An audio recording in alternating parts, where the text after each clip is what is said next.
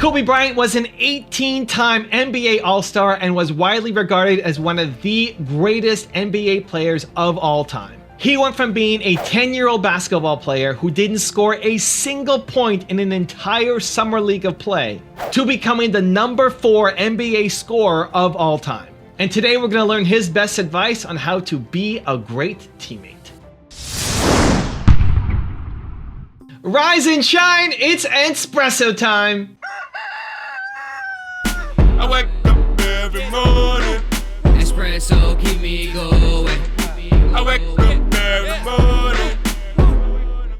Hey, it's Carmichael, and every morning I bring you a shot of Entspresso to help you believe in yourself more and start your day with confidence. So good morning, I believe in you, and let's do this. Over to you, Kobe Bryant. There was a year there in 03 where I had 40 points in 9 straight games, right?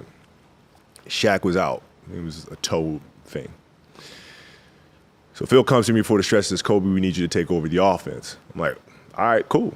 So that literally— Say no more. I got it. Fine. I got it. So that literally started the streak of 40 straight games, 40 points in 9 straight games. Shaq comes back from injury and Phil goes, I still continue to do it, right? And then Phil calls me to his office, goes, hey, we're starting to lose the big fella. What do you mean? Well, he's not getting the attention. This 40-point streak is starting to kind of take away his fire to prove something, right? So I need you to start dialing it back. I'm like, what? He says, we're going to lose him, and we need him in June. Okay. All right. We have a game against the Clippers. I think I like 38 or something like that. And I had a chance to score 40 and get 40 again. It was a blowout game. I dumped the ball in the Shaq instead of shooting a wide open shot. The 40-point streak ended that night. Wow. That was it. And that's inside stuff that people don't know. Right. Please tell me you went into people Phil's don't know. office and said, are you happy Yes. now? Yeah. Because Phil was like, hey, we got to dial it back. Got to dial it back. We're You starting to that's lose the big fella. Perfect Kobe, too. He's like, you got to dial it back. You're like, all right, I'll score 38 instead of 40. Well, I mean, this is the streak thing. It would have been 10 in a row. I would have Right. broke a record. Right. Right. I would have broke the record. But instead, As entrepreneurs, it's really easy to get so caught up in our tasks that we forget about what the people around us on our team need. You're driving, you're pushing, you're chasing down your goals. But do you even know what the people on your team want out of life? This is why so many entrepreneurs can't scale a business. Because when you just need to manage yourself, you can do it. It's easy, it's inside your control. When you need to scale, when you need to bring on a team, you need to learn how to be a great teammate, even if you're the boss. So we've got 24, 25 people on the team right now. We're hiring to scale up and grow even more. And one of the things I love doing is connecting with the people on my team, mentoring them, helping them, understanding them, seeing how my business can be a part of their growth. And I spend my entire Monday with my team. And some people who I'm super close to and doing a lot of work with, I'm meeting every week. Some people I'm meeting every month, and some people I meet every quarter. At the very least, the worst case scenario, I'm meeting you every quarter. We're still talking and chatting and working on things in between those meetings, but this time is dedicated for you and I to have a call just over the computer like this typically and talk about how you're doing. And it's not focused on the day-to-day. It's not focused on, did you get this thing done and that thing done? It's not really focused too much on operations. I'll always start with asking, how you doing? How's life? What's going on? I'll ask them if they're happy with the work that they're doing. I'll ask them if they want more hours, if they want less hours, if they have any new ideas that they want to inject into the company. If they're feeling bored or struggling or frustrated with something, let me know. Can we brainstorm something for you?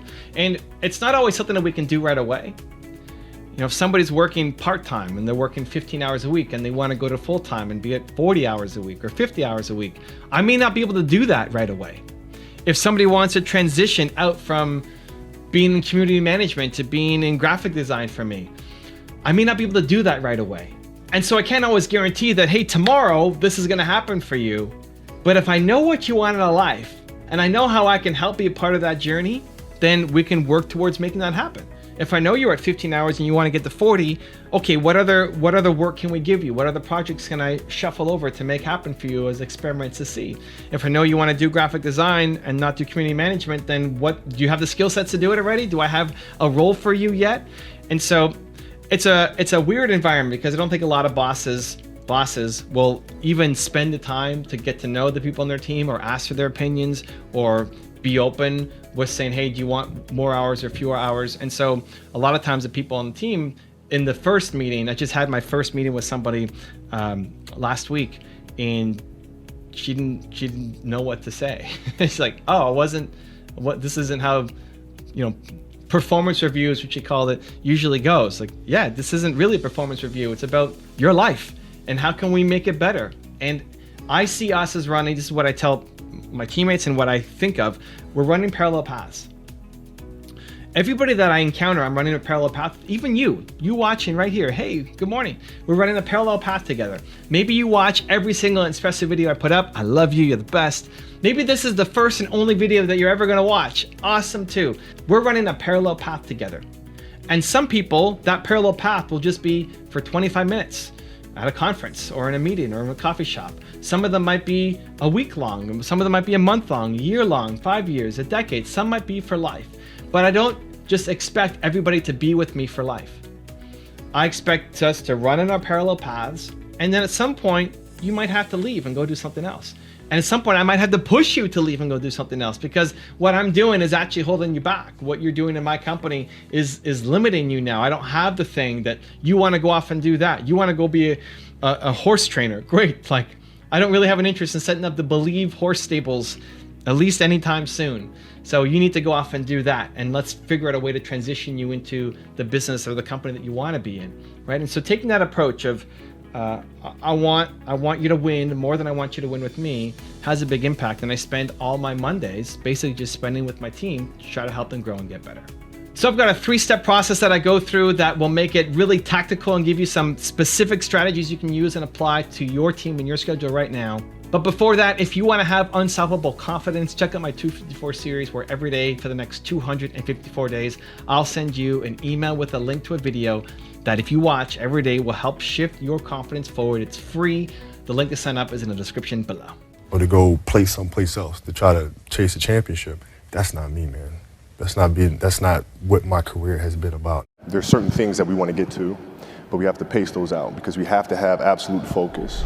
Okay, my 3-step process to be a great teammate, to be a great boss, something you can apply right now in your business for your team to help everybody get better. Let's go. Step number 1 is schedule for success. Anytime you have a goal, you have to schedule for success. It has to be in your calendar. If you want to be a better teammate, you want to be a better leader, you want to be a better mentor, you want to be a better boss, great? And you love the idea of spending a day or half a day or a quarter of a day or some time during the week or month with your team. It's so hard being an entrepreneur. There's so many things that are pulling at you. If you don't put it and block it off in your calendar, it's never going to happen. It's just going to remain an intention, a dream, a goal, but it's never going to actually be executed.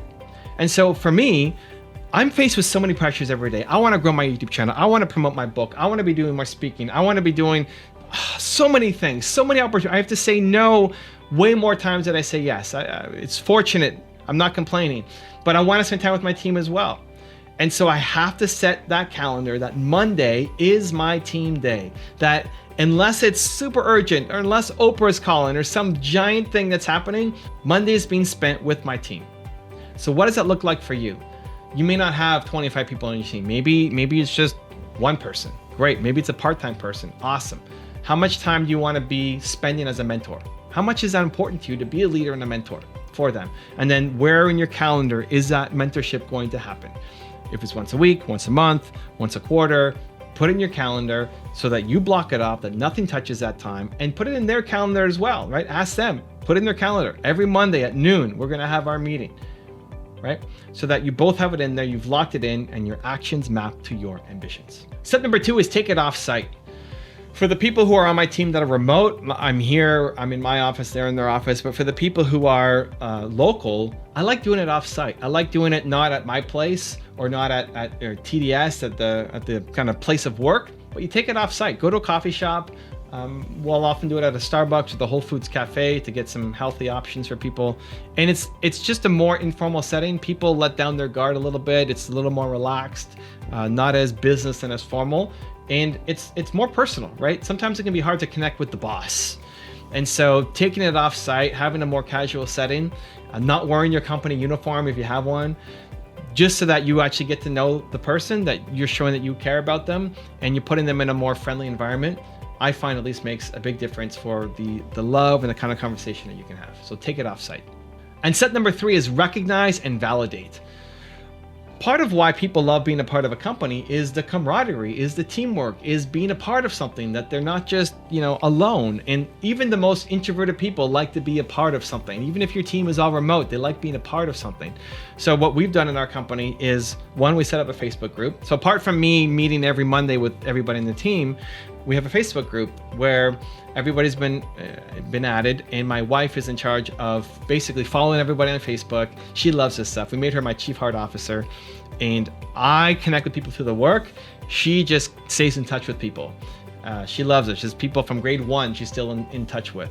And so she stays in touch with people. She follows them on Facebook and Instagram, not in a stalking way, but in a loving way, and comments, and knows that Christine and Sam got a dog, and it's the same kind of breed as ours, a dachshund.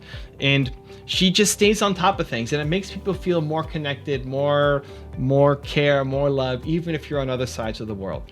And so bringing that into a Facebook group, sharing people's birthdays, sharing wins, sharing what you're working on, taking a selfie every now and then, recognizing people, makes a big difference for the culture. So if it's online, I definitely recommend having a Facebook group. Even if it's offline, still having a Facebook group for people to go and share their wins, and having somebody, maybe it's you or maybe it's somebody in your team, whoever's the most community focused, to try to bring other people's stories in, to recognize them, to validate them, to say, this person did such a great job on this project. It's surprising how good it makes people feel to get the recognition and validation in front of their peers, as well as in front of the boss, which is going to be you. To feel like they're doing a job well done, and to be able to connect it to the larger mission of what's going on in this business. I would not overlook the importance. It doesn't take a lot of time, and it's super meaningful to the people on your team. Now I've got a really special bonus clip that I think you're gonna enjoy, but before that, question of the day, I wanna know, what is the one change you're gonna make to your calendar to be a better leader, be a better mentor? If you don't even have a team yet, just to be a better friend, to be a better husband or wife, what's one change you're gonna make to your calendar to get those ideas that you have, those intentions that you have to be a better role model, a better teammate, a better boss, a better manager, and actually turn it into something meaningful? Where in your calendar are you gonna dedicate time to being a better teammate for the people in your life? Let me know, put that down in the comments below.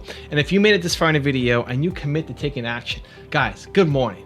Good morning. Good morning. We're here to do something, right? We watch videos and we take action. That's what we do in Believe Nation. It's not just about watching the video. You made it this far. You're going to commit to taking action and do the work. Give me a hashtag Believe down in the comments as well. It's a very rare idea that can be done by a single individual. Almost everything that is going to change the world, solve a problem, improve something, these are usually big efforts, and they require a team working together to really get something important done. And that has been the story of Amazon.com. At every step along the way, we've had a team here that is making this work. I mean, I don't know, even at the smallest scale, you have to figure out how to get help from your friends, from your family members, from people that you can hire in those early days. I think without that, it would never work. If you want to know why Kobe Bryant says you must work on your weaknesses, check out the video right there next to me. I think you'll enjoy it. Continue to believe, and I'll see you there. At 13 years old, I played the longer game, because my game wasn't about being better than you at 13. It was to be better than you when the chips are really on the line.